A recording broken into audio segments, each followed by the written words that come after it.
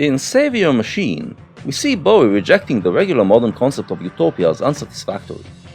The question then becomes, can he present an alternative? Of course, Bowie was not the first to struggle with this question. In Save Your Machine, as in several other places in the album, we can detect the influence of Friedrich Nietzsche, who was similarly critical of the modern utopian dream. Nietzsche's claim, in a nutshell, is that although Western consciousness is now looking for paradise on earth and not in heaven, it still thinks of it in terms that are taken from Christianity, and therefore does not realize the full potential of humankind. Therefore, stated Nietzsche, we must first learn to think of humans in a different way, and create a new concept of paradise based on this new perception. The problem is this: Christianity separated human existence into body and spirit, and asserted that the spirit emanates from God and wants to return to him, but is trapped in the body. The spirit is seen as driven by its inner free will, while the body is perceived as driven by cravings to outer things, cravings that cause suffering. To be happy, according to Christianity, a person should repress their bodily cravings while directing their spirit towards God. If successful, that person will return after death to heaven, where they will be free of the body and its cravings, and their spirit will feel fulfillment and happiness from reconnecting with God. When modern movements denied the existence of God and heaven, they took the spirit out of the picture, and so they were left only with a picture of man as a system of cravings that need to be fulfilled. So the utopia they envisioned was merely a world that will satisfy all human cravings and keep the people content.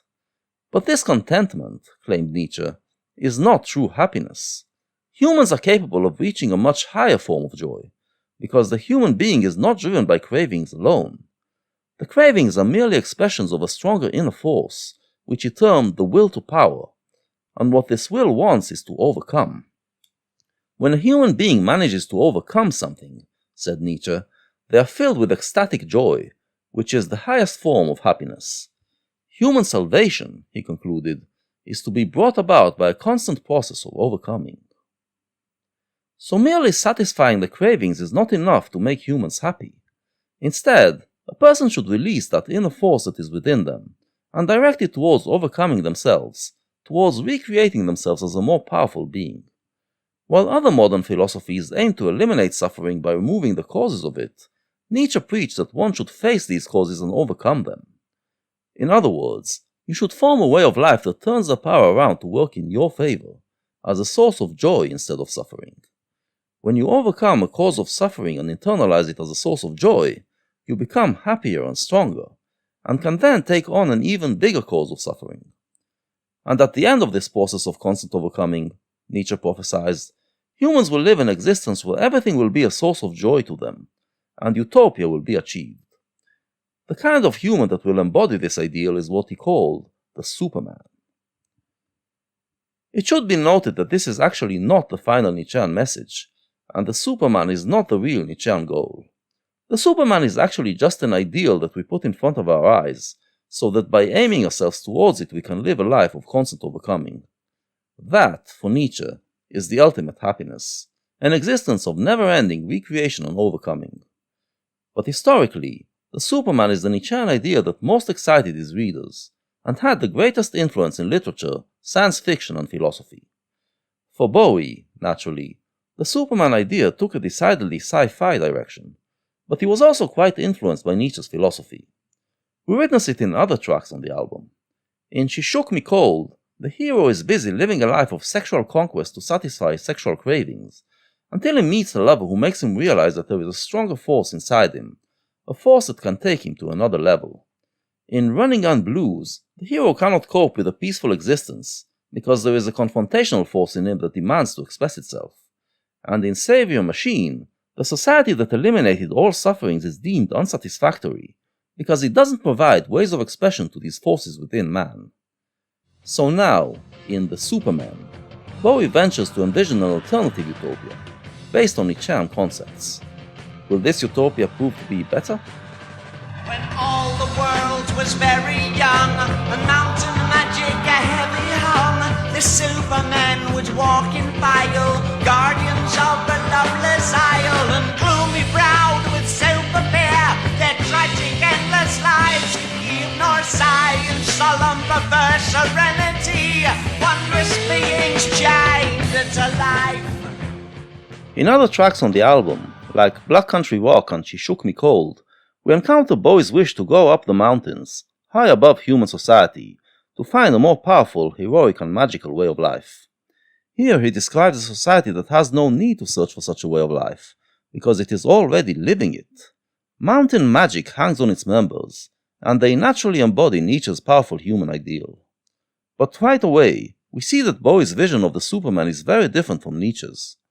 First of all, he places his utopian world not in the future but in the past, at the dawn of humankind. Secondly, he endows his Superman with traits that take Nietzsche's ideas much further than the philosopher ever did. Nietzsche emphasized earthly life, as opposed to the Christian myth of heavenly afterlife, as a place where ultimate happiness should be sought, as the real paradise. Bowie also puts his paradise on earth, but adds eternity to it, making his Superman immortal.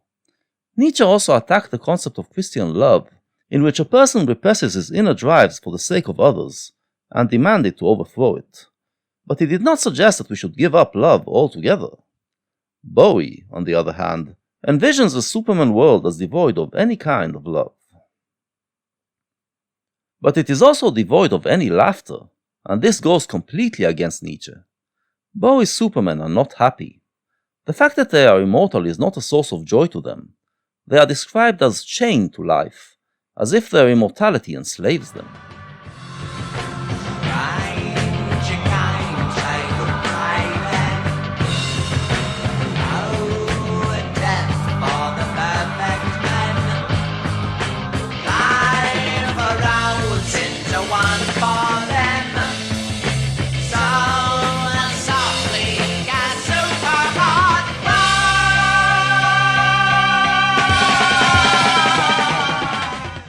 The vision exposes the truth behind the illusion of happy immortality. One of the temptations used to sell the idea of heaven is that in it you will live an eternal existence, without the fear of death. But when you think about it, you realize that an eternal existence is tasteless and meaningless.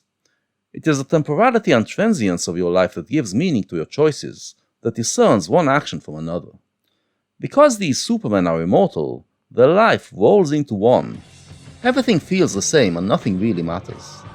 They play strange games, trying to amuse themselves, but nothing can save them from their eternal sadness. Where all were minds and uni-thought, powers weird by mystics taught, no pain, no joy, no power to write, colossal strength, the grasp of fate. We hear Nietzsche again here. These beings are so powerful that they can withstand any experience that their fate throws at them. Bowie also gives them telepathic powers, with their minds all shared together, so they can all learn from each other. I think what he is trying to say here is that they went through a period where they learned how to increase their power, and that was supposedly a happy period. But now that they reached the ultimate power, nothing can excite them anymore. Nightmare dreams no mortal mind could hold. Man would tear his brother's flesh, a chance to die, a turn to mold. This passage can be interpreted in two ways, depending on how you understand the word man in the third line. He could be saying that the kind of dreams that the Supermen were having would drive mortal men, that is, humans as they are today, insane, to the point where they would try to kill themselves. So it is an expression of the power of these beings, who, like the Nietzschean Superman, can endure sufferings which a regular man cannot. Or it could be that the word man pertains to these ancient humanoids, in which case what he is saying is that these dreams drove the Supermen insane, to the point where they didn't want to live any longer and did everything they could to kill themselves, to escape this nightmare of immortality.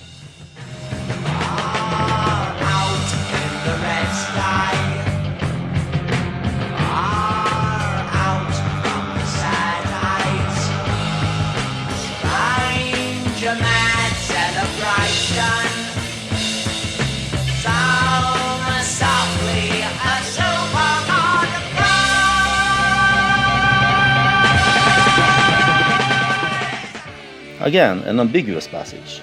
It could be that the sad eyes are our eyes, and the singer is painting a different world for us, a world where Supermen hold mad celebrations to their super god.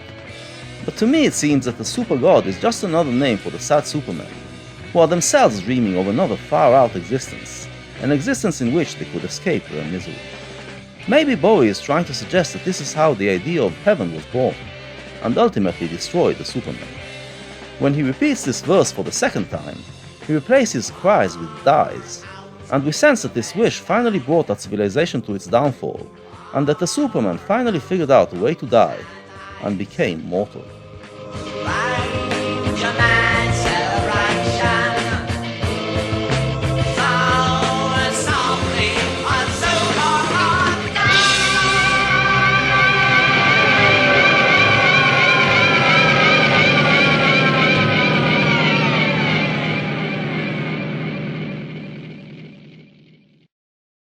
And so, the immortal Superman cleared the way to the human race, a race of mortals with lesser powers who dream of a utopian existence.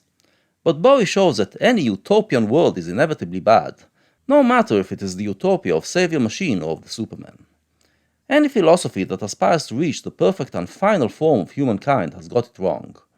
To be happy, humans need a world which is imperfect, a world which leaves them with the task of creating their own way of life. But the Superman does not completely dismiss the idea of the Nietzschean Superman. From other records of this period, we know that Bowie felt that these powers do exist within humankind, as a potential that can be awakened. His goal would become to figure out a way to realize this potential, and live a heroic existence. In latter year interviews, Bowie would talk embarrassedly about his Nietzschean phase and how he misread the great thinker. But this phase was enormously important in the formation of Bowie's own way of life, a way of life which, perhaps more than he ever realized, came very close to living up to the true Nietzschean ideal.